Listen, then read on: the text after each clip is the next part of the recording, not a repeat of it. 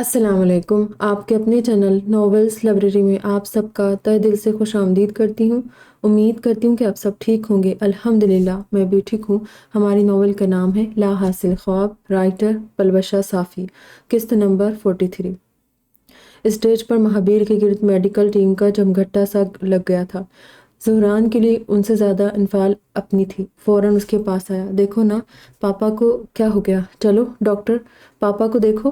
وہ انفعال کو بازو سے پکڑے کھینچ کر اسٹیج پر لے جانے کی کوشش کرنے لگا۔ انفعال کو سمجھ نہ آیا کہ وہ خود کو کیسے سمجھائے اور زہران کو کیسے سنبھالے۔ زہران کی اسے لے کر چلنے کی جدوجہد جاری تھی جب اس کے سماعتوں میں ملیشین ڈاکٹر کی آواز پڑی۔ I am sorry, he is no more. اس ملیشین ڈاکٹر نے انگلش میں خبر دی۔ زہران شوک ہو گیا۔ انفعال کے بازو پر سسکھاہٹ چھوٹ کر پہلو میں جا گرا۔ بے اختیار اس نے رخ موڑ کر مہابیر کو دیکھا تھا۔ ماں کو تو کھو چکا تھا، آج باپ کے سائے سے بھی محروم ہو گیا تھا۔ کیسا کھیل تھا یہ قسمت کا۔ انفعال نے اسے خود سے لگا کر دلاسا دیا، مگر اب کوئی انسان یا کوئی شے ایسا نہیں تھا جو اسے سنبھال پاتا۔ آغا صاحب اور اماں بیگم کی بھی ایسی کیفیت تھی۔ نیوز چینلز اور اسپورٹس براڈ کاسٹرز یہ لمحہ کیمروں میں قید کرنے لگے۔ کھیل کے دوران مشہور فینسر مہابیر ریسانی گیم تو جیت گیا تھا، مگر جان کی بازی ہار گیا۔ یہ خبر جنگل میں پھیلتے آگ کی مانند نیشنل اور انٹرنیشنل میڈیا میں پھیل گئی۔ ملیشیا میں رات کے 9 بجے تھے تو پاکستان میں شام کے 6 بجے۔ ابان اور دمیدہ ریسانی ہاؤس کے لاؤنج میں بیٹھے اسپورٹس چینل پر مہابیر کا گیم دیکھ رہے تھے۔ یہ خبر دیکھتے ان کے پیروں تلے زمین نکل گئی۔ وہیں یوشے خضدار گیا ہوا تھا۔ اس وقت وہ اور زیبا، کیہان اور اس کی بیوی کے ساتھ حویلی کے برآمدے میں بیٹھے تھے، شام کی چائے سے لطف اندوز ہو رہے تھے جب اسے موبائل پر کال موصول ہوئی۔ ہیلو، اس نے عام انداز میں اپنے مینیجر کی کال موصول کی۔ واٹ؟ ایک دم یوشے شوک ہو کر بے اختیار کھڑا ہو گیا۔ موبائل ہاتھ سے چھوٹ کر فرش پر گر پڑا۔ یوشے کیا ہوا؟ کیہان نے اسے پکارا۔ یوشے گہرے صدمے میں چلا گیا۔ چاہے اس نے کتنی ہی جانیں لی ہو، لیکن اپنے خون کی موت کی خبر اس پر قہر کی طرح ٹوٹی تھی۔ یوشے سب ٹھیک تو ہے؟ زیبا نے بھی اسے مخاطب کیا۔ کیہان اپنی جگہ سے اٹھ کر اس کے پاس آیا اور اسے جھنجھوڑا۔ وہ مہابیر بھائی کی ڈیتھ ہو گئی ہے، اس نے ہمت کر کے ایک ہی سانس میں خبر دی۔ حویلی میں سکوت چھا گیا، حتیٰ کہ چرند پرند بھی خاموش ہو گئے۔ پہلے حویلی نے بیٹی جیسی بہو کھوئی تھی، آج بیٹا بھی جدا ہو گیا تھا۔ اس رات مہابیر کی باڈی کو وہی ملیشیا سٹی ہاسپٹل میں تفتیش کے لیے رکھا گیا۔ اگلی صبح اسے ایئر ایمبولینس کے ذریعے پاکستان لانے کی تیاری کی جا رہی تھی۔ پوری دنیا میں مانو سوگ کا سماں تھا۔ ان کے ساتھ زہران بھی پاکستان جانے کی ضد کرنے لگا۔ تم نہیں جا سکتے، یہاں بھی میں ایمبیسی میں اتنے ریکویسٹ کر کے لائی تھی۔ انفعال انکاری ہوئی۔ پر جو بھی ہو، چاہے میرا ویزا کینسل ہو جائے، چاہے مجھے یوشے چاچو کے سامنے جانا پڑے، لیکن میں پاپا کے ساتھ جاؤں گا۔ آخری سفر میں انہیں اکیلا نہیں چھوڑ سکتا۔ زہران اس وقت کسی کی نہیں سن رہا تھا۔ انفعال بے بسی سے سر پکڑ کر بیٹھ گئی۔ اس وقت اپنے ساتھ ساتھ اسے شامیر صاحب، دیبا بیگم اور زہران تینوں کی ذمہ داری دیکھنی تھی۔ اسے بہت اکیلا محسوس ہوا۔ مہابیر اسے بہت بڑی کشمکش میں ڈال گیا تھا۔ ایئر ایمبولینس کوئٹہ ایئرپورٹ پر لینڈ ہوا۔ انفعال اور زہران کے علاوہ آغا صاحب، اماں بیگم اور رفیق صاحب اس میں سے اترے۔ کسی جنگ پر گئے شہید کی طرح مہابیر کا کفن ہلالی پرچم سے ڈھک کر پورے شان و شوکت سے اتارا گیا۔ ایسا کوئی ہاتھ نہ تھا جو مدد کو آگے نہ آیا ہو۔ ابان انہیں لینے ایئرپورٹ پر موجود تھا۔ یوشے، کیہان اور دیگر سیاسی رہنماؤں نے اس سفر میں شامیر ریسانی کا ساتھ دیا۔ ہر سو یوشے کے جانب سے سیکورٹی کے سخت انتظامات کیے گئے۔ میڈیا کو ایک حد تک ہی آنے کی اجازت تھی۔ ابان اور انفعال اماں بیگم کو سہارا دے کر گاڑی میں بٹھاتے گھر کے لیے روانہ ہوئے۔ انفعال نے کنکھیوں سے رش میں رفیق صاحب اور زکا کے ساتھ کھڑے چہرے پر ماسک اور سر پر پی کیپ پہنے ٹین ایج لڑکے کو دیکھا تھا۔ زہران کچھ ٹھان لے اور کر کے نہ دکھائے، ایسا ہو نہیں سکتا۔ دادا اور دیگر اقارب کے ہمراہ زہران سمیت تمام مردوں نے قبرستان کا رخ کیا۔ سڑکوں پر نکلے لوگ اور گھروں میں موجود ٹی وی پر یہ منظر دیکھتی ہر آنکھ نم تھی۔ پورے عزت و خلوص کے ساتھ مہابیر کو زمروش کے بغل میں دفنایا گیا۔ زہران کسی کی پرواہ نہ کرتے ہر قدم پر آگے رہا۔ یوشے اور کیہان پورا وقت آغا صاحب کو سنبھالنے میں لگے رہے، اس لیے کسی اور پر زیادہ دھیان نہیں دے پائے۔ ایک ہی رات میں نواب شامیر ریسانی کے کندھے ڈھلک سے گئے۔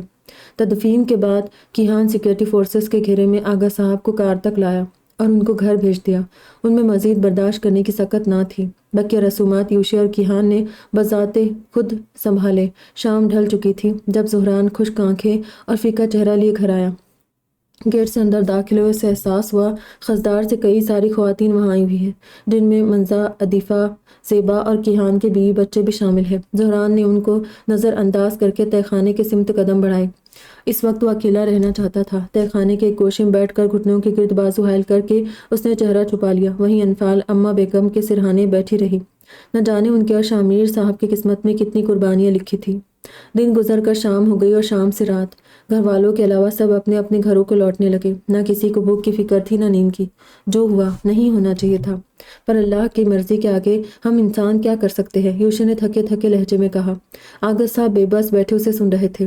اب آپ دونوں میرے ساتھ میرے گھر چلیے، یا میرے ساتھ نہیں آنا تو کیہان کے ساتھ خزدار چلے جائیے، پر یہاں اکیلے رہنا مناسب نہیں ہے۔ اس نے اپنی بات مکمل کر کے آغا صاحب کو دیکھا۔ وہ اکیلے نہیں ہیں، میں ہوں ان کے پاس۔ ابان بیچ میں بولا۔ اسے جتنا مہابیر کی موت کا غم تھا اتنا ہی یوشے کی موجودگی کا غصہ۔ میں اپنے والد سے بات کر رہا ہوں، یوشے نے دبے دبے غصے کا اظہار کیا۔ آغا صاحب میرے بھی کچھ لگتے ہیں، ابان نے بھی اسی جوش سے جواب دیا۔ کیا لگتے ہیں تمہارے؟ یوشے نے اس کے روبرو آ کر استزائیہ طور پر ابرو اچکاتے پوچھا۔ خون کا رشتہ نہ صحیح، پر وہ میرے لیے میرے باپ جیسے ہیں۔ ابان خود پر قابو رکھنے کی کوشش کرتا جواب دیا۔ اوہ اچھا، مہابیر نے تمہیں گود لیا تھا کیا؟ یوشے کا لہجہ تمسخر بھرا تھا۔ ابان کو بے بسی کا احساس ہوا۔ مہابیر ہوتا تو کوئی اس کا یوں دل نہ دکھاتا۔ سٹاپ اٹ، بس کرو آپ دونوں، یہ وقت اس بحث کا نہیں ہے، انفال ان دونوں کے مابین چلائی۔ دیکھ نہیں رہے ان کی حالت، انہیں مزید پریشان مت کرو پلیز، انہیں آرام کرنے دو، جاؤ آپ دونوں یہاں سے۔ اس نے اماں بیگم اور آغا صاحب کے جانب اشارہ کیا۔ ابان ہوں کرتے سیڑھیوں کی جانب بڑھ گیا۔ یوشے بھی لمبا سانس خارج کرتے لاؤنج سے باہر نکل آیا۔ ان کا یہ مباحثہ تہہ خانے کے اندھیرے میں بیٹھا زہران سن رہا تھا۔ یوشے کی آواز کانوں میں چبھنے لگی تو اس نے دونوں ہاتھ کانوں پر رکھ کر آنکھیں مچ لی۔ اس وقت اسے بس خاموشی چاہیے تھی۔ مہابیر کا سویم اچھے سے منایا گیا۔ کوئٹہ سمیت کراچی، پشاور، اسلام آباد سے سیاسی کارکنان اور اسپورٹس سے تعلق رکھنے والے لوگ شاہ میر صاحب سے ملنے آئے۔ ان مراسم میں ابان کے ساتھ یوشے اور کیہان بھی شامل رہے۔ اگلے روز وہ سب خزدار کے لیے نکل گئے۔ یوشے اپنے گھر چلا گیا۔ زہران رات کو سب کے جانے کے بعد لاؤنج میں آیا۔ انفال بھی وہیں موجود تھی۔ اب کیسی طبیعت ہے؟ ابان نے اسے کمرے سے باہر آتے دیکھ کر پوچھا۔ اماں بیگم 3 دن سے بخار سے بے حال بستر سے لگی تھی۔ اولاد کا غم ہر ماں باپ کے لیے بہت تکلیف دہ ہوتا ہے۔ بخار کم ہے پہلے سے، پھر بھی میں نے آرام کا انجیکشن لگا دیا ہے۔ وہ جواب دیتی صوفے پر بیٹھی۔ ابان نے لب بھیج کر سر کو خم دیا۔ آغا صاحب مقابل صوفے پر خاموش بیٹھے تھے۔ زہران ان کے ساتھ آ کر بیٹھا، ان کے سینے پر سر رکھ دیا۔ اب وہی اس کا سب کچھ تھے۔ آغا صاحب نے دکھ اور افسوس سے سرد سانس خارج کرتے اس کے گرد بازو حائل کر دیے۔ زہران، ہمیں بھی اب چلنا چاہیے، میرے کلاسز مس ہو رہی ہے اور تمہیں بھی نئے سال کی تیاری کرنی ہے۔ انفال نے موقع کی نزاکت کو سمجھتے دھیمے انداز میں کہا۔ آپ چلی جائیں، میں اب یہیں رہوں گا دادا دادی کے پاس۔ زہران نے انکار کرنے میں ایک سیکنڈ نہ لگایا۔ میں سمجھ سکتی ہوں، یہ وقت ہم سب پر بہت مشکل وقت ہے، لیکن زندگی کا سفر ہمارے لیے رک نہیں سکتا۔ اس وقت کو گزارنے کے لیے ہمیں خود ہمت کرنی ہوگی۔ انفال نے دوبارہ سمجھایا۔ کہا نا آپ چلی جائیں، اپنی سٹڈیز خراب مت کریں۔ زہران نے پھر زور دیا۔ دیکھو زہران، میں کم احساس یا سنگ دل نہیں ہوں۔ مہابیر کا دکھ میرے لیے اتنا ہی گہرا ہے جتنا تمہارے لیے ہے، لیکن بیٹا تمہیں بھی ساتھ چلنا ہے، سمجھنے کی کوشش کرو۔ انفال نے دوبارہ مدعا سمجھایا۔ آپ کیوں نہیں سمجھ رہی؟ میں دادا اور دادی کو اس حال میں اکیلا چھوڑ کر نہیں جا سکتا۔ زہران ایک ہی بات بار بار بول کر سٹ پٹا گیا۔ زہران، میں ہوں نا ان کے پاس، میں اور دمیدہ ان کا پورا خیال رکھیں گے، کسی چیز کی کمی نہیں ہونے دیں گے۔ کیا تمہیں ہم پر بھروسہ نہیں ہے؟ ابان نے سوالی نظروں سے اسے دیکھا۔ زہران خاموش رہا۔ انفال بھی اسے دیکھ رہی تھی۔ تمہارا ایڈمیشن ضائع نہیں کر سکتے، کتنے جتن کر کے ڈاکٹر انفال نے تھامس صاحب کو بنایا تھا۔ مہابیر نے اپنی پوری لائف سیونگ تمہارے ایجوکیشن میں لگا دی۔ اس کا خواب تھا کہ تم بیرون ملک جا کر اچھی تعلیم حاصل کرو، بڑے آدمی بن کر آؤ۔ کیا تم اس کا لا حاصل خواب چھوڑ دو گے؟ ابان نے دوبارہ اصل مقصد پر متوجہ کرایا۔ زہران ششوپن میں مبتلا ہو گیا۔ اسے سمجھ نہ آیا وہ کیا کرے، کون سا راستہ چنے۔ ابان ٹھیک کہہ رہا ہے زہران، شامیر صاحب بولے۔ 3 دنوں میں پہلی مرتبہ بولے تھے۔ زہران نے گردن گھما کر افسردہ نظروں سے انہیں دیکھا۔ لیکن دادا صاحب، زہران اندیکھے احساس سے خوفزدہ تھا۔ پھر آپ اور دادی بھی ساتھ چلو، اس نے جھٹ سے سوچا۔ زہران، میں اور تیری دادی یہیں ٹھیک ہے، ہم ویسے بھی ہماری عمر گزار چکے ہیں، تم اپنے مستقبل کے بارے میں سوچو۔ یہاں بان اور دمیدہ ہے ہمارا خیال رکھنے۔ دادا صاحب نے بھی ان دونوں کی طرح اسے نرمی سے سمجھایا۔ ہاں زہران، کچھ ہی سالوں کی بات ہے، یہ تو دیکھتے ہی دیکھتے گزر جائیں گے۔ دمیدہ نے بھی اپنا حصہ ڈالا۔ اب جا کر زہران کچھ مطمئن ہوا۔ اس نے ان تینوں کی بات مانتے سر اسبات ملایا۔ ایک مرتبہ پھر ریسانی ہاؤس میں خاموشی چھا گئی۔ اگلی صبح زہران مسجد میں فجر کی نماز ادا کر کے وہیں بیٹھے اپنے حفظ کا درس دہرا کر قبرستان آ گیا۔ صبح صادق خاموش فضا میں اسے ماں باپ کے پاس بیٹھ کر اچھا لگ رہا تھا۔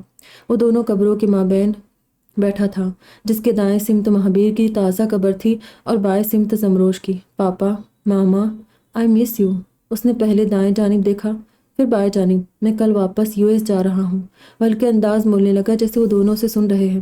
آپ دونوں کا ہر لاحاصل خواب اب میں پورا کروں گا۔ اس نے ماما پاپا کے ساتھ ساتھ اپنے دل کو بھی یاد دہانی کرائی۔ اچھی تعلیم، روشن مستقبل، مہابیر کا خواب۔ دل دل میں اپنے مقاصد کی فہرست بنانے لگا۔ تلوار باز، غریبوں کا مسیحا، مینٹلی چیلنج بچوں کا ہمدرد، زمروش کا خواب، اور یوشے اور کیہان کی بربادی، یہ اس کا اپنا خواب تھا۔ آخری مقصد سوچتے اس کے تاثرات سخت ہو گئے۔ میں سالانہ چھٹی میں آپ دونوں سے ملنے ضرور آؤں گا۔ اس نے پھر دائیں سے بائیں دیکھ کر ان دونوں قبروں سے بات کی۔ سورج پورا روشن ہو کر دنیاوی زندگی کا آغاز کر گیا۔ چرند پرند اور اشرف المخلوقات اپنے اپنے رزق کی تلاش میں نکل گئے۔ بچوں نے اسکول کالج کا رخ کیا اور بڑوں نے نوکری کا۔ زہران سڑک اور گلیوں میں رش دیکھ کر اٹھ کھڑا ہوا اور ایک گہری نظر ماما پاپا پر ڈال کر رخصت لے کر چل پڑا۔ وہ دن اس نے دادا دادی کے پاس گزارنے کا ارادہ کیا۔ دادی، میں آپ سے روز بات کروں گا، اپنا بہت خیال رکھنا۔ دادی کے ساتھ ان کے بیڈ پر بیٹھے زہران نے وعدہ لیا۔ آغا صاحب بھی وہیں موجود تھے۔ ان دونوں کو نارمل لائف میں آتے دیکھ کر شکر ادا کرنے لگی۔ تم اپنا خیال رکھنا، ہمارا سب کچھ تو اب صرف تم ہی ہو۔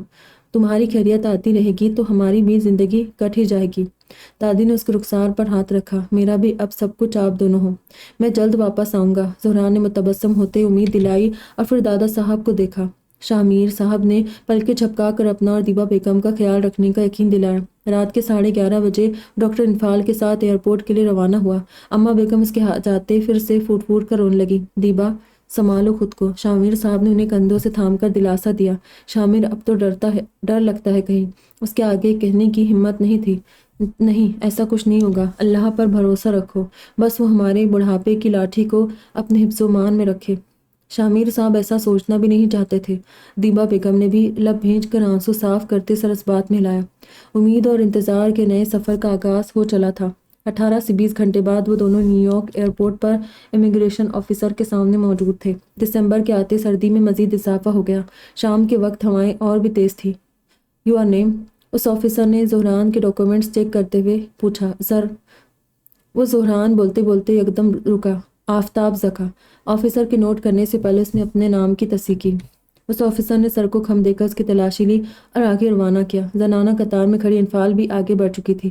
دونوں صرف ایک رات کا ارادہ بنا کر یہاں سے گئے، خالی ہاتھ تھے، لیکن ایک ہفتے بعد لوٹ رہے تھے، مگر آتے ہوئے وہ خالی ہاتھ نہیں تھے۔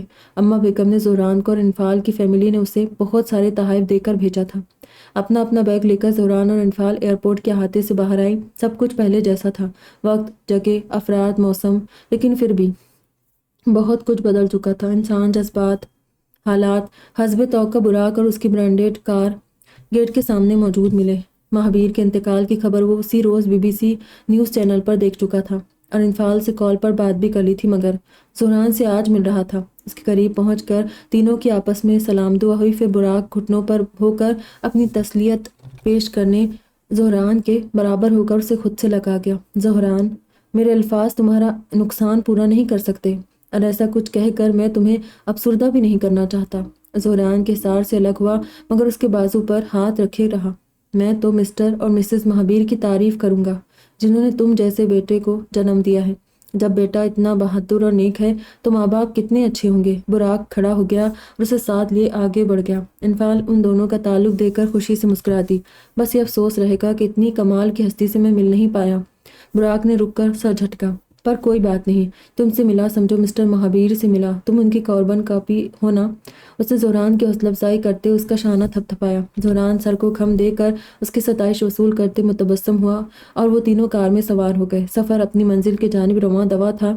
راستہ بھی وہی تھا، منزل بھی وہی تھی، بس زندگی کا ایک اور مضبوط سہارا اب بچھڑ گیا تھا۔ اور یہ کمی زہران رئیسانی کو دشمنوں کے لیے بے رحم انجام بنانے کافی تھی۔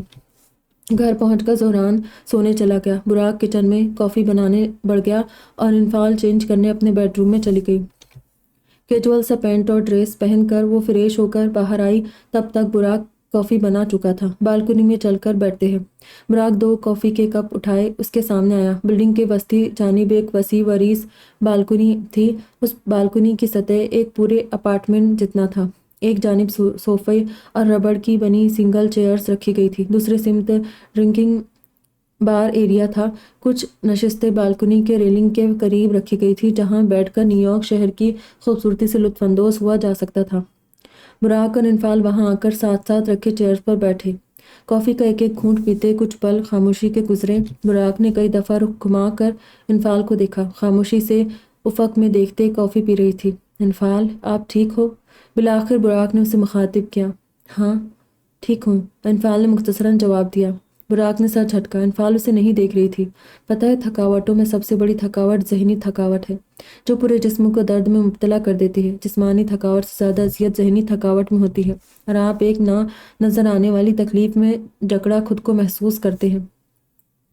براق نے سمجھاتے اسے دیکھا۔ انفال اضطراب کو قابو کرنے کی کوشش کرتی اب بھی آسمان کو دیکھ رہی تھی، زہران کو۔ مہابیر کی فیملی کو سنبھالتے آپ نے اپنا درد دل میں چھپا لیا ہے، اور اب یہ درد ذہنی تھکاوٹ کی اذیت میں بدل رہا ہے، اور میں نہیں چاہتا آپ کسی جوگ میں مبتلا ہو جائیں، اس لیے اپنے درد کو باہر نکالنے دیں۔ یہاں میرے علاوہ کوئی نہیں ہے اور میں آپ کو سننے کے لیے تیار ہوں۔ براق نے آگے ہو کر اس کی سمت اپنا رخ کیا۔ انفال نے اشک بار آنکھوں سے اسے دیکھا اور یکدم رو پڑی۔ براق نے اس کا سر تھام کر اپنے کندھے پر رکھ لیا اور خاموش سہارا دینے لگا۔ انفال کو بھی اسی سہارے کی ضرورت تھی۔ مہابیر کا جانا اسے اندر سے توڑ گیا تھا۔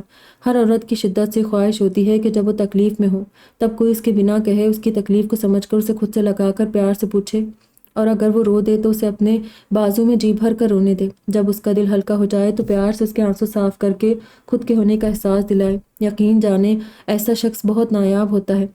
اس وقت انفال کی زندگی میں براق ایسا نایاب شخص تھا۔ اپنا دل ہلکا کر کے انفال نے اس کا شکریہ ادا کیا۔ اسے واقعی اچھا محسوس ہو رہا تھا۔ کافی ختم ہونے کے بعد وہ واپس گھر آ گئی اور براق اپنے گھر کے لیے روانہ ہو گیا۔ زندگی کا ایک اور دن ختم ہو کر رات کو دعوت دے چکا تھا۔ بالکل ایسے ہی وقت چلتا رہا ہے اور پس و پیش انسان دنیا سے جاتے رہتے ہیں۔ رات دیر سے سونے کی وجہ سے صبح دیر سے آنکھ کھلی۔ اسے یونیورسٹی جانے کے لیے بہت دیر ہو رہی تھی۔ ایک ہفتہ کلاسز مس کرنے کے بعد آج وہ مس کرنے کے فراق میں نہیں تھی۔ وہ بلو جینز اور آسمانی بلو شرٹ پر بلیک کوٹ پہن کر تیار ہوئی۔ بالوں کا جوڑا بنایا، بیگ اور لیپ ٹاپ لیے کمرے سے باہر آئی تو زہران ٹیرس پر کھڑا نظر آیا۔ خالی کچن کو دیکھ کر اسے احساس ہوا کہ اس کی دیری کی وجہ سے وہ زہران کے لیے ناشتہ بھی نہیں بنا سکی۔ زہران، ٹوسٹ اور فرائی انڈا کھاؤ گے؟ اس نے بنانے سے پہلے پوچھا۔ اس کی اجلت بھری آواز پر زہران، جو ٹیرس پر کھڑا آنکھیں موند کر تلاوت مگن تھا، اچانک ٹھٹکا۔ اس نے دماغ میں آیات نمبر اور سورت نمبر محفوظ کرتے گردن موڑ کر انفال کو دیکھا۔ آپ کو دیر ہو رہی ہے، اس نے مانو یاد دلایا۔ کوئی بات نہیں، میں 2 منٹ میں تمہارا ناشتہ بنا دیتی ہوں۔ انفال نے شرٹ کے آستینے موڑتے ہوئے فریج کا رخ کیا۔ ڈاکٹر، میں اپنا ناشتہ خود بنا سکتا ہوں، آپ جائیں۔ زہران مستحکم لہجے میں بولتا کچن میں آیا۔ تمہیں ناشتہ بنانا آتا ہے؟ انفال حیران ہوئی۔ دادی اور چاچی کو کوکنگ کرتے ہوئے بہت دیکھا ہے، ایک ایک اسٹیپ دماغ میں ریکارڈڈ ہے۔ آپ سمجھو جیسے یہ بھی آتا ہے، اس نے بااعتماد مسکان سے نوازا۔ لیکن انفال نے پھر کوشش کی۔ آپ جائیں ڈاکٹر، کلاس مس ہو جائے گی۔ میں پکا آپ کا گھر نہیں جلاؤں گا۔ زہران اسے ہاتھ سے پکڑ کر کچن سے باہر لایا۔ ہا ہا ہا، ڈاکٹر نہیں انفال۔ اس نے جھک کر زہران کے رخسار پہ پیار سے ہاتھ رکھا۔ آپ مجھے سے بڑی ہے، نام سے کیسے بلا سکتا ہوں؟ زہران نے دوسرا منطق پیش کیا۔ یہ بھی صحیح ہے، پھر آنی بلاؤ۔ انفال نے دوسرا راستہ نکالا۔ میری ایک پیشنٹ تھی، 8 سال کی بچی، وہ مجھے آنی کہتی تھی۔ تم بھی آنی کہہ سکتے ہو، اس نے تجویز دینے شانے اچکائے۔ اوکے آنی، اب جائے۔ زہران نے بات مانتے سر کو خم دیا اور کاؤنٹر پر پڑی اس کی چیزیں تھما کر دروازے سے باہر کیا۔ انفال اطمینان بھرا سانس لے کر تیزی سے لفٹ کی جانب بھاگی۔ زہران نے افسردگی سے متبسم ہوتے بند دروازے کو دیکھا اور پھر گھوم کر خالی اپارٹمنٹ کو۔ دل سے منفی خیالات دور کرتے اس نے لمبا سانس لے کر خود کو کمپوز کیا اور فریج کے سمت بڑھ گیا۔ دودھ کا ڈبہ نکال کر گلاس میں سفید دودھ ڈالا اور ٹوسٹر میں بریڈ ٹوسٹ ہونے ڈال دیا۔ اس دن کے بعد زہران اکثر اوقات اپنے ساتھ ساتھ انفال کے لیے ٹوسٹ بنا لیا کرتا تھا۔ دسمبر کی رات نیو یارک شہر میں جشن کی رات تھی۔ ہر ذی نفس نئے سال کی آمد کا جشن منا رہا تھا۔ 31 دسمبر، ٹھیک ہے۔ لائیو میوزک، ڈانس، سرکس کے کرتب، ہر کوئی سڑک کنارے کھڑا اپنا ہنر دکھا رہا تھا اور تماشائیوں کا جھمگٹا محفوظ نظر آ رہا تھا۔ کلب، ہوٹل، ریسٹورنٹ، ایسی کوئی جگہ نہ تھی جہاں لوگوں کا ہجوم نہ ملے۔ براق اپنے گھر میں کریم کلر پینٹ پر براؤن کلر کا ہائی نیک پہنے، اس پر کریم کلر کا لانگ کوٹ زیب تن کر کے گرم بوٹس اور مفلر گردن کے گرد لپیٹے تیار ہوا۔ وہی انفال بھی اپنے اپارٹمنٹ میں وائٹ ہائی نیک پر ریڈ لانگ کوٹ پہن کر، کھلے بالوں پر گلف ہیٹ پہن کر، شولڈر بیگ کندھے پر ڈال کر اپنی تیاری مکمل کی۔ زہران ان 15ویں سال کی سیڑھی پر آتے جوانی کا رخ کرتا گیا۔ عمر کے ساتھ اس کے قد کاٹ اور مردانہ فطرت میں اضافہ ہونے لگا۔ نین نقش تیکھے ہونے لگے اور آواز مردانہ پن آنے لگا۔ اس رات وہ فارمل جینز اور وائٹ شرٹ پر بلیک جیکٹ پہن کر کمرے سے باہر آیا۔ ان دنوں نے پورے ماہ بعد نیو ایئر نائٹ کو شہر کی رونق دیکھنے نکلنے کا پلان بنایا۔ براق ان کے بلڈنگ کی پارکنگ میں اپنی کار کھڑی کر کے پیدل چل پڑا۔ چونکہ انفال کا اپارٹمنٹ شہر کے بیچ تھا، اس لیے ان تینوں نے ٹائم اسکوائر تک واک کر کے نظاروں سے لطف اندوز ہونے کا ارادہ کیا۔ پیدل چلتے چلتے وہ کسی اسٹال سے کھانے کی تو کسی سے پینے کی اشیاء بھی لیتے رہے۔ زہران ایک ایک چیز کو بغور مشاہدہ کرتے براق اور انفال کے پیچھے چل رہا تھا۔ ٹائم اسکوائر کی رونق بقیہ شہر کے جشن سے کہیں زیادہ تھی۔ ابھی 12 بجنے میں 1 گھنٹہ باقی تھا، اس لیے وہ الگ الگ سڑک کنارے کرتب دکھانے والوں کے پاس جا کر ان کی کارکردگیاں دیکھنے لگے۔